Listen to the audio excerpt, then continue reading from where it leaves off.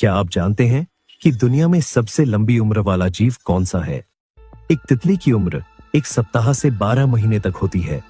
एक सिकाड़ा 2 से 17 साल तक जीवित रहता है।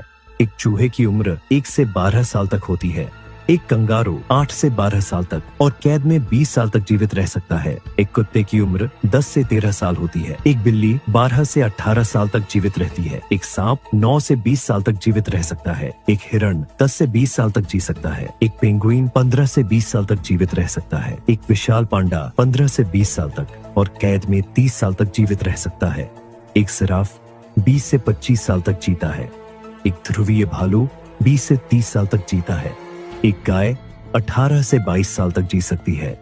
एक गोरिल्ला 35 से 40 साल तक और कैद में 50 साल तक जीवित रह सकता है। एक कोई मछली 25 से 35 साल तक जीवित रहती है और कुछ दुर्लभ मामलों में 200 साल से भी अधिक। एक लॉबस्टर 40 से 70 साल तक जीवित रह सकता है। एक तोता 50 से 80 साल तक जी सकता है।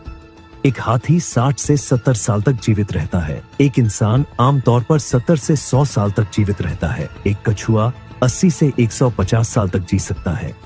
एक बोहेड व्हेल 200 साल से अधिक जीवित रह सकती है और सबसे लंबी उम्र ग्रीनलैंड शार्क की होती है, जो 250 से 500 साल तक जीवित रह सकती है।